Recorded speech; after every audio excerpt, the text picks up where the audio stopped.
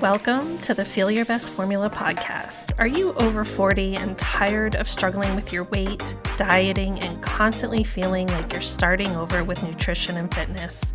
Do you wish you had more energy? Do you want to lose weight and finally keep it off for good? I'm Lil, a certified nutrition coach and former registered nurse. I too have been there, and at the age of 44, I decided I was done with fad diets and chasing a lower number on the scale. I was so tired of constantly starting over and wondering why I couldn't get lasting results. I became a nutrition coach and created the Feel Your Best formula for women who want to build muscle, lose fat, and keep it off for good. If you're ready to build a better relationship with food, the scale, and your body, let's build your formula for feeling your best. If you're new here, make sure to check the episode details for the link to my newbie starter guide. You'll receive an email straight to your inbox with everything you need to start building your Feel Your Best formula. I'm so glad you're here. Now let's dive into today's episode.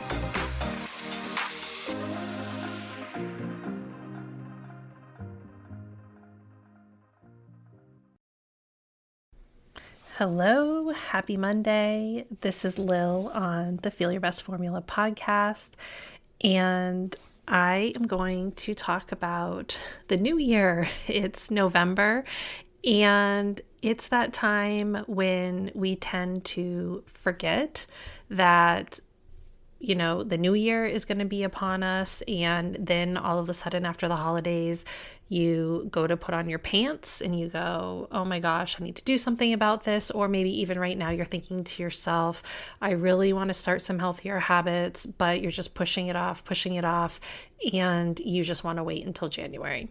So I want to give you some food for thought as you start thinking about what you may want to do, the things you want to change, and the tools, the resources, the programs that you might want to use to reach your goals.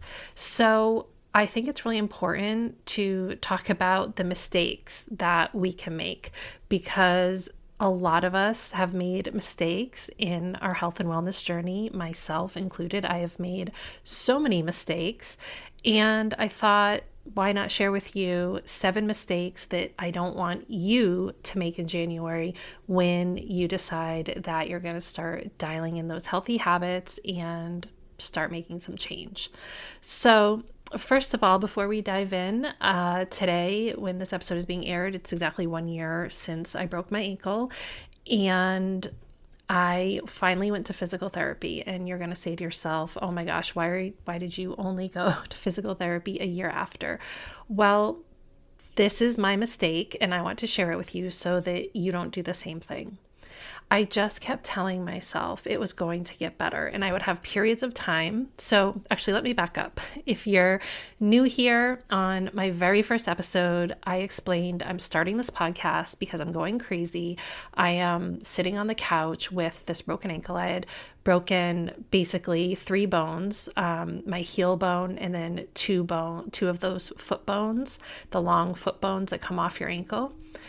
And I didn't do anything glamorous or exciting when that happened. I literally was getting up off the couch and putting my slipper on, and my slipper had a bit of a platform heel, and my foot twisted it just at the right angle, and it broke my ankle in 3 places. So wacky, crazy, and I wish there was a better story behind that.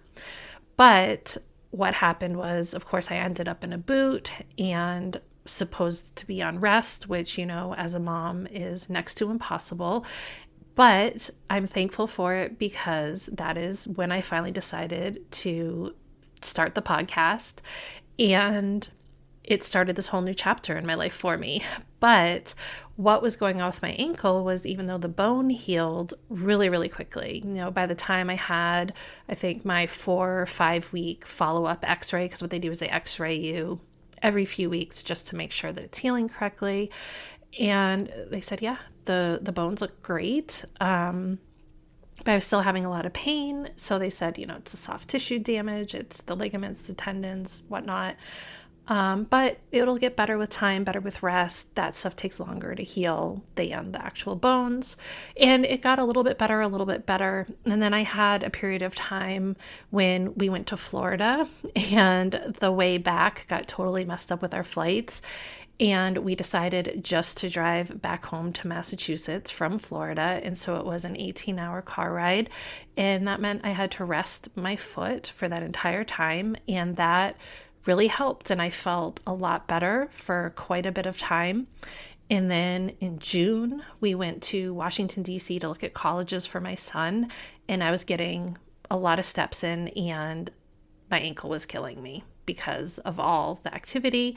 And then it kind of got better. July, August, it was feeling better. And then in September, I twisted it again, walking on uneven ground. And it has been bothering me since September, but I kept thinking to myself, it's going to get better. It's going to get better. Just wait it out.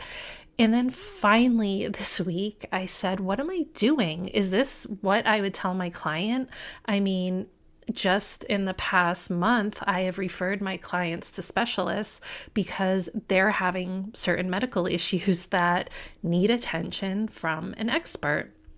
And I said, I gotta coach myself to go get this taken care of. So off I went to physical therapy this morning.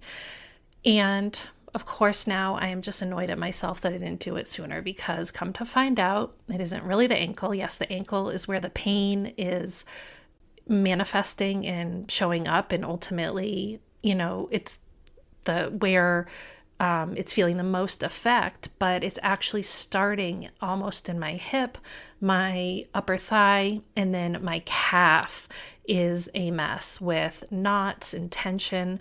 And it's basically from the overcompensating that I was doing. I think it goes all the way back to being in the boot when I originally broke my ankle.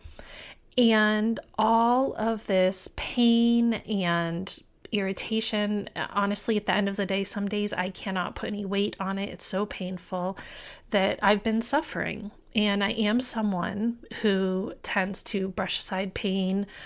I don't have, I have a high pain threshold. I'm not quick to take pain meds or complain about things. And that has a detriment, because right now, the mistake that I made was waiting so long to get help. And the physical therapist was wonderful. He actually has the same name as my oldest son. So I said, we are going to get along so well. I could just tell he had this great energy. And he said, I can help you. You're going to feel better. And I think sometimes we're afraid to take that next step, whether that's with an injury or with your nutrition and fitness, because we're afraid that someone's going to tell us we can't get better. And I know that sometimes we have that belief about ourselves that even if we take that next step, that we're going to fail, that we're not going to be able to make things better. And sometimes we need someone else to tell us it's going to be okay. And their belief, we can borrow their belief. So I am borrowing my physical therapist's belief that it can get better. He already gave me some ways that I can adjust my workouts, because I told him I've been frustrated with my inability to really lift heavy in my lower body. I've kind of been stagnant because I just have that lack of mobility and range of motion. And so I went online right away and ordered these heel lifts to do my squat. And so he showed me how I could actually get my range of motion back in my squat just by changing the way that my foot is angled towards the ground. So I'm really excited. And I'm going to be using those as soon as they arrive. But I know it was fear. I have a lot of fear when it comes to my feet and my back and my neck and stuff, because it goes all the way back to my childhood. I've always had problems with my feet. And I just have always had this belief that I'm always going to have pain and difficulty. And it took me finally having the courage to go and get it looked at, and him just looking me in the eye and saying, it's going to be okay. We can make this better. And I wanted to share that with you because if you have been delaying doing things because you're fearful of the outcome, you don't want the answer, you don't want, sometimes we're scared of doing things because we're afraid that we're going to get a scary answer. And we create this whole story in our heads of what the outcome is going to be. But guess what? That's just a story. And until you go and you actually ask for help and ask for guidance, you don't know what the outcome is going to be. So if you've been avoiding going to the doctor, if you have been avoiding making changes with your nutrition and your fitness, I'm here to say that you might be pleasantly surprised at what the solutions are out there for you and your own ability to make the change that you really want. Okay, so I just wanted to share that because I felt like it was a little bit in alignment with the theme of today's episode, which is mistakes that you want to avoid in January when you are starting your health and wellness habits, your resolutions, whatever you have, whatever you want to call it. And obviously, this does not just apply to January, but any time that you are saying, okay, it's time for me to get back on track, let me do this. Let's avoid these common mistakes because all of these mistakes just are going to end you leading right back where you are right now. And that's not what we want. We want to be moving forward and making progress. So mistake number one, I talk about this all the time on here, but so many people are going to get started in January and they're going to be like, I'm going to lose 20 pounds. And that's all they're going to focus on is over exercising, under eating, doing all these things just so they can see that number on the scale go down. And when you're doing it in a way where you don't understand why the scale tells you the number that it does, why the habits, why you're eating, your nutrition, your activity level, all those things, when you don't understand how that all works, it can be very frustrating if you are only focusing on the number on the scale and you're getting frustrated because it feels like you're stuck, you're not getting results, and you're only focusing on a lower number on the scale. And what happens is that number on the scale might drop very quickly at first, and then eventually it's going to plateau. Probably you're going to be hungry because if you're having rapid weight loss, it's probably because you're in a very high calorie deficit, and you get frustrated and you give up. I've been there. I've seen it. I know that this happens all the time. And this is why when you hear those statistics about whatever, 80 something % of people who start new habits in January fail, it's because they don't do it the right way. But the number one thing they're doing is they're only trying to lose weight and they don't necessarily have the knowledge or the experience to do it the right way. And then they get frustrated when they don't see that number on the scale going down. So if there is not any medical reason that you need to rapidly lose weight, then that is not what you should be focusing on in January. If you listen to this podcast, then I have a whole bunch of ways that you can approach it the right way, but I wanted to highlight these mistakes. So number one, focusing solely on weight loss as the end result that you want to achieve. Mistake number two, avoiding strength training because you're afraid it's going to make you look bulky and instead doing cardio or dumbbell cardio type workouts where you're sweating a lot.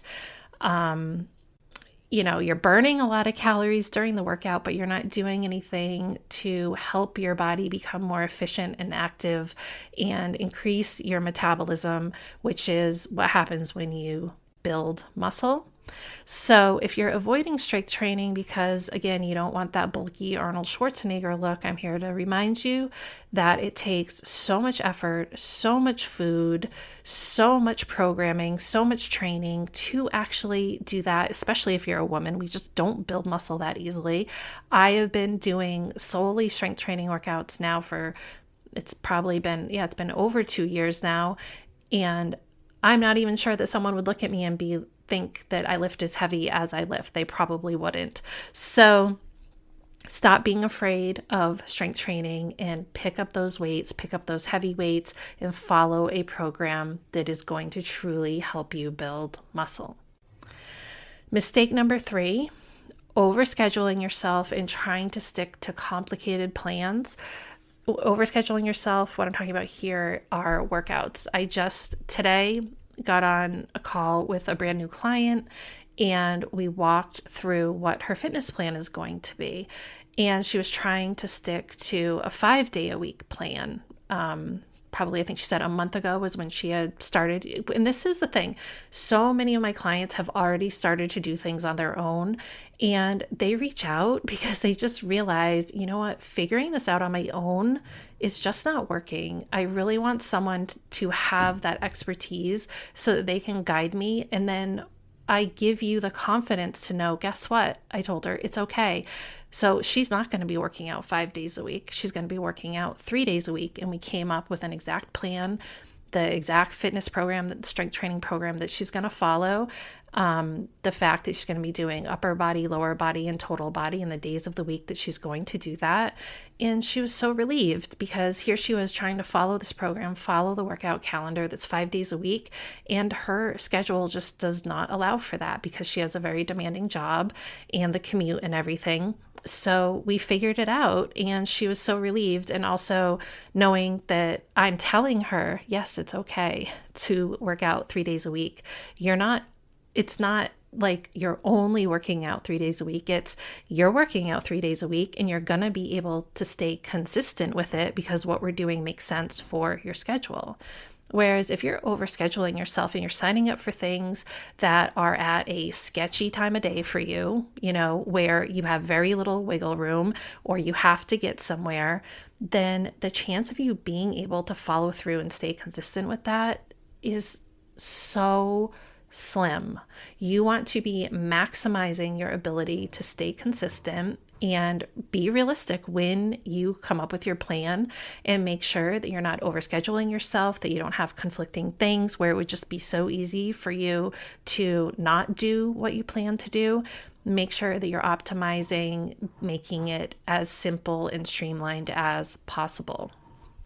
Okay, mistake number 4, being afraid of foods or falling for scammy diets that tell you you cannot eat XYZ types of foods. We've talked about this before. The only foods that have been proven to be harmful for human health are alcohol, which is a poison, and processed meats, which you can still enjoy both in moderation as long as you're being mindful and you understand that when you consume it, you understand what you're doing. But you don't need to be afraid of dairy. You don't need to be afraid of gluten. You don't need to be afraid of beans, which I think is one of the latest things.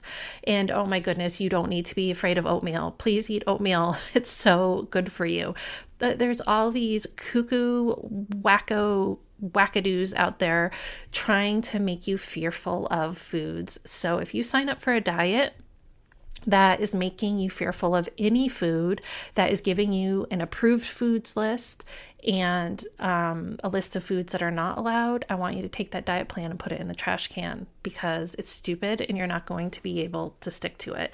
Unless you are allergic to a food, or you don't like it, or it is not in your budget to purchase that food, then there's no reason that you should not purchase and consume any food out there, and understand that all foods can fit in a healthy and balanced diet. Mistake number 5, signing up for something just because your bestie does it, just because your sister does it, just because your mother does it.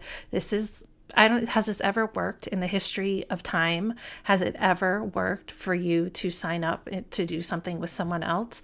I talk about this in my episode about self-discipline and also in my episode about self-accountability, but you got to do what works for you. You need to be like my client that I signed up this week. I had one client that I signed up earlier this week where we went through what her plan was going to be because she already has some great habits. She just needs to add in the strength training and maybe swap things out. So we made a plan that works for her. And then my client this morning, we made the plan that works for her. And that's what happens with everyone. When you sign up with me, we make your plan.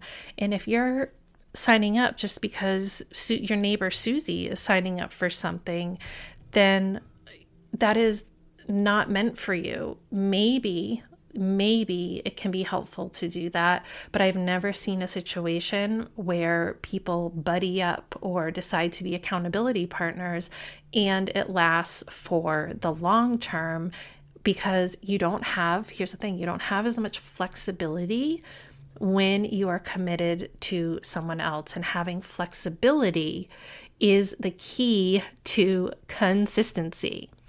And if you're worried about someone else, that is not necessarily helpful in you keeping your promises to yourself. It can actually add another layer of stress. And I would say what might work a little bit better is for you to get consistent in your own habits and then find things you can do with other people. Or if you want to do a workout class here and there with someone, then do that. But you should not be on the same diet as someone else. When you calculate your macros are not going to be the same as the person sitting next to you. You are not going to have the same exact plan as anyone else. Your plan should work for you. So just because your neighbor is signing up for the latest boot camp or weight loss program, or they're joining Jenny Craig or Weight Watchers, it doesn't mean that you should do it too. And you are also not responsible for anyone else's results. That is just not going to be helpful to you if you need to work on your own habits. I'm sorry to say, and I'm going against the grain here. I know that a lot of people think that large groups and group accountability can be helpful, but at the end of the day, you got to do it for yourself. And there are people who might disagree with me, but I've learned the hard way, and that is just my belief now, that you have to do it for you. Do it for yourself first. Include other people once you have mastered doing it for yourself first. Mistake number 6. This is a big one. Treating your plan like it's temporary. Thinking to yourself, okay, I'm going to do this keto or this intermittent fasting, and just knowing in your heart of hearts that the thought of doing that for the rest of your life just sounds miserable, but you're willing to stick it out to lose those 20 pounds, right? You can do anything to get that result that you want. But ultimately, you know that is not the way you would want to live forever. If you are starting something out with the feeling that it is not something that you could do forever, then right away, that's a huge red flag. That is probably going to be a big mistake to waste your time and energy doing that. When you're looking at choosing a workout plan, when you're looking at choosing a nutrition plan, really ask yourself, is this a way of eating that's going to allow me to include my favorite foods? Is it going to be flexible? Could I be in virtually any circumstance? Could I be in an airport? Could I be in a foreign land and still be able to nourish my body and eat in a way that was in alignment with my goals? And the truth is, with macros, you can do that. And yes, there might be days here and there where you eat foods that aren't what you would eat on a regular basis because those are your only choices, but you understand that that's just one small drop in the bucket when it comes to your overall dietary pattern. So choose flexible eating plans that you can stick with for the long term, because starving yourself with a restrictive diet for the short term to reach that short-term weight loss goal is just going to come back and slap you in the face, and you're going to end up gaining the weight back. All right, finally, mistake number 7. It's a big mistake to wait until January to start taking care of yourself. I know that so many of us are tempted to let the busyness of the holidays and the emotional and logistical thing, all those things that come with the season that make it wonderful, yes, kind of stressful, and make us feel like we have a lot on our plate. Saying to yourself that now is not the right time to nourish our body, to move our bodies, to do things that are truly self-care, because that's what it is. when you start caring about your nutrition, you start caring about your workouts and your activity level, you start caring about how much alcohol you're drinking, how much sleep you're getting, your stress levels in your life, that is all about self-care. And we can do a lot of things in the name of self-care that at the end of the day are not very good for you. You could say, oh, it's self-care for me to sit here and gorge on this food or drink and overconsume alcohol and all of those things. And maybe they feel good in the moment, but how's it going to feel after a few weeks or a month of having a lot more of those moments in your life compared to the rest of the year when just scattered here and there you have parties and social events where you're overeating and over drinking and things like that.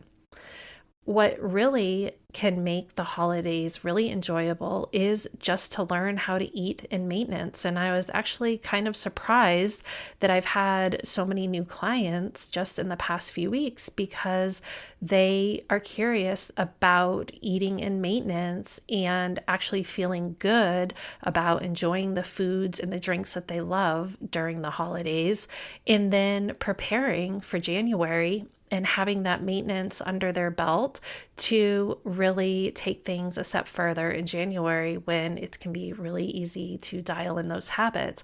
But it takes a certain type of person to just say, just because it's the holidays doesn't mean I need to neglect my self-care. In fact, let's take this time to actually start building some small healthy habits that I can carry with me into the new year.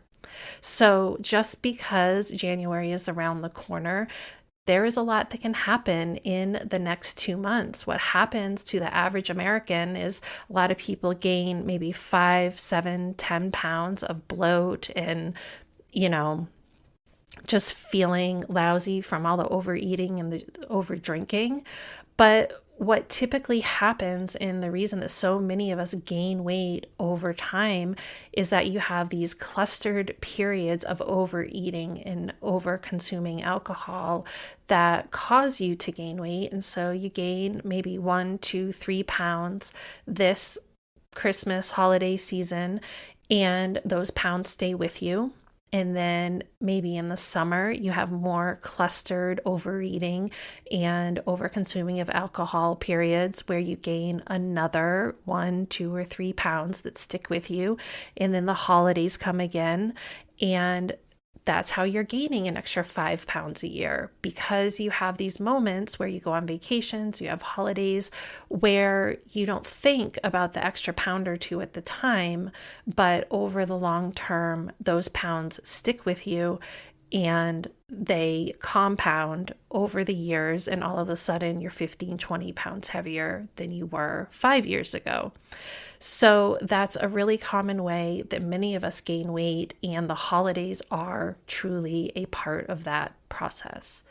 And when you work with me, I teach you to eat in maintenance. And maintenance is you don't gain, you don't lose, and you just kind of stay hovering around the same weight, and you have plenty of room in your diet, in your eating pattern, to include the foods that you really enjoy during the holiday season. So I'm really excited for my new clients who are embarking on this new adventure with me. And if you are curious about getting started, then just go ahead and click the link below where you can learn more about my coaching. But please take with you these words of wisdom, if you will, from my own mistakes that I've made over the years and that I will never make again. And I hope that when you do decide to take that first step in a new direction, that you can do it with confidence and know that you're not going to repeat the mistakes that you've made in the past. And often we believe that doing things like immediately trying to lose weight and doing a restrictive diet and doing cardio instead of strength training, all of these things, we do it because we believe it's going to help us move in the right direction. And even though it doesn't work, we still think it's because of our own failures. And I'm here to tell you that when you start doing things the right way, everything changes. All right, have an incredible Monday and a kickoff to the holiday season, and I will see you back here on Friday for another episode. Thank you so much for tuning into today's episode of the Feel Your Best Formula podcast. If you haven't already, make sure to check the episode details for my new listener starter guide, and any additional resources mentioned in the episode can also be found in the show notes on my website. You can always find me on Instagram at Macros with Lil, and for more healthy lifestyle tips, recipes, and information on my one-to-one and group coaching services, make sure to check out my website. All the links can be found below. If you know someone else who is ready to start building their formula for feeling their best, please share the love and send them a link to the podcast. I hope you found today's episode helpful, and I'll see you back here next week for a brand new one.